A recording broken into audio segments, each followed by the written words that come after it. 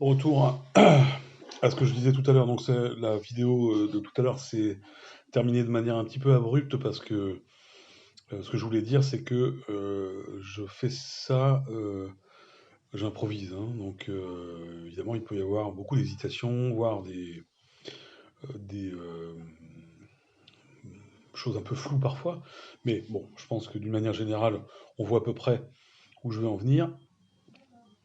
Deuxième expérience de pensée, l'enfant qui se noie dans l'étang. Qu'est-ce que vous feriez pour sauver la vie d'un enfant? Euh, Vous passez par hasard devant un étang et vous apercevez qu'un petit enfant est en train de se noyer. Il n'y a personne, pas de parents, pas de nounou, pas de passants aux alentours, etc., euh, pour lui porter secours. Et vous pouvez très facilement lui sauver la vie, etc. Et voilà. Sauf que là, vous êtes ce jour-là, vous êtes bien habillé, vous avez des belles chaussures, et puis vous allez arriver en retard à votre travail. Donc, vous hésitez. Euh, Évidemment, c'est atroce, hein, comme manière de voir les choses, mais enfin, c'est une expérience de pensée qui, selon Augien, permet de distinguer deux choses, distinguer entre deux choses l'intuition et la règle. C'est-à-dire l'intuition, c'est que c'est atroce, et la règle, c'est qu'il faut essayer, dans la mesure du possible, de traiter les cas de façon similaire. C'est ça, là, par contre, qui est contestable à mon sens, parce que ça voudrait dire, par exemple, qu'il est aussi monstrueux de laisser mourir cet enfant que de ne pas essayer de, euh, comment dirais-je, de sauver un enfant qui meurt de faim dans un pays lointain. Voilà, alors que, évidemment, la chose à laquelle qu'on peut répondre à ça, c'est évidemment l'idée qu'à l'impossible nul n'est tenu. Hein, ce n'est pas parce que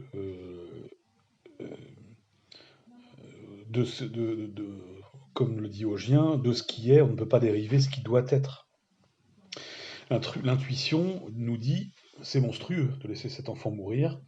La règle nous dit, oui, mais il n'est pas évident que les deux situations soient pas à peu près identiques et que du coup, il faille se poser la question, savoir si il n'y a pas une responsabilité même négative. Là, c'est là où les utilitaristes arrivent et où ils nous disent, oui, il y a une responsabilité nécessairement négative à ne pas agir. C'est une responsabilité quand même de ne pas agir, ce à quoi les déontologues répondent non, c'est pas vrai. Pour que la responsabilité soit admise, il faut qu'elle soit positive. C'est-à-dire qu'il faut qu'elle soit, euh, euh, il faut qu'elle réponde à un devoir moral, comme par exemple le devoir qui interdit de mentir. L'interdiction de mentir, ça a été, comme je vous l'ai dit la dernière fois, la question qui a opposé Kant et Benjamin Constant entre 1796 et 1797, euh, dans une controverse qui est devenue très célèbre à propos d'un problème de philosophie morale qui était mentir peut-il être une obligation morale lorsque notre mensonge a le pouvoir de sauver une vie.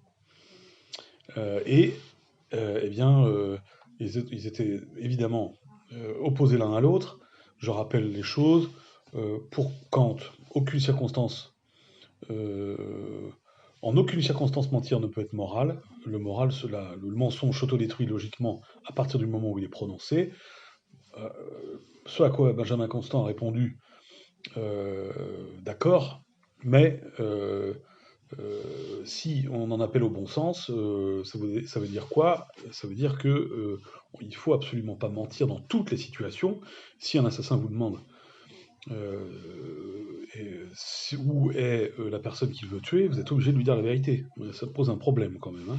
Ça voudrait dire, par exemple, pourquoi pas justifier des pouvoirs injustifiables. Mais par exemple, si Kant avait été présent sous Vichy, est-ce qu'il aurait dénoncé des juifs, sous prétexte qu'il ne faut pas mentir?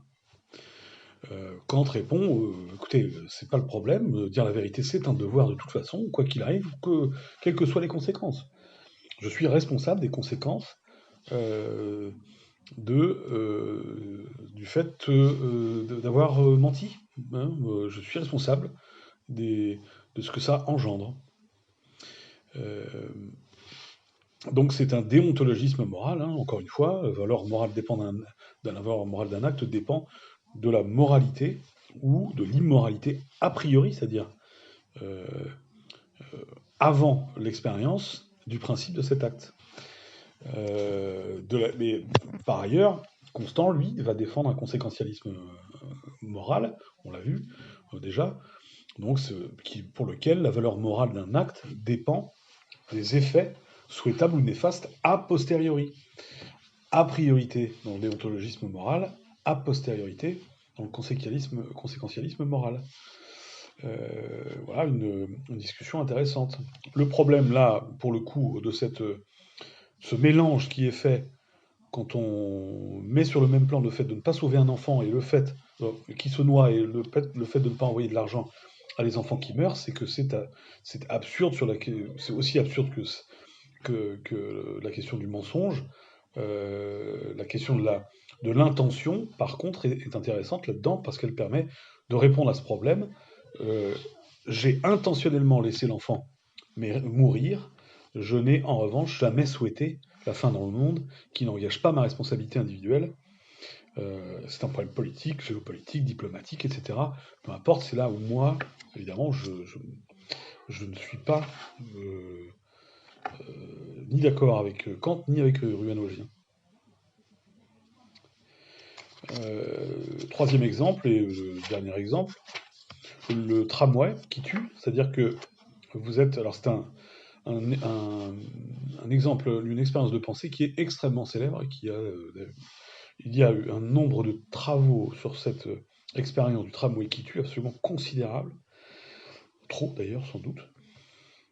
Le dilemme du conducteur, c'est que vous êtes conducteur d'un tramway et vous apercevez que vos freins ont lâché alors qu'il faut vous foncer à toute allure dans un vallon encaissé. Il y a 5 traminots qui font des travaux de réparation. Il n'y a pas assez de place sur les côtés de la voie pour qu'ils puissent se mettre à l'abri. Toutefois, par chance, la voie principale bifurque vers une voie secondaire étroite. Mais, par manque de chance aussi,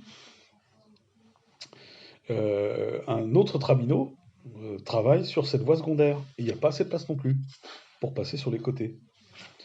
Donc voilà, qu'est-ce qu'on fait? Est-il permis, moralement, de détourner le tramway?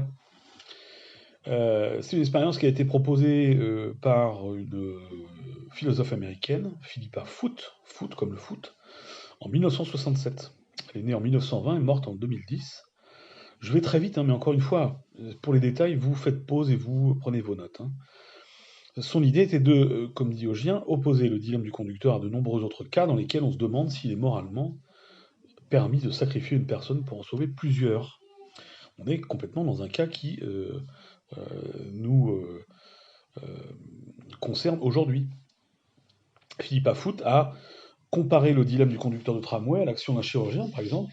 Donc on est complètement dans un chirurgien qui doit transplanter. Alors est-ce qu'il doit transplanter les organes d'une personne en bonne santé pour en sauver 5, par exemple? Voilà.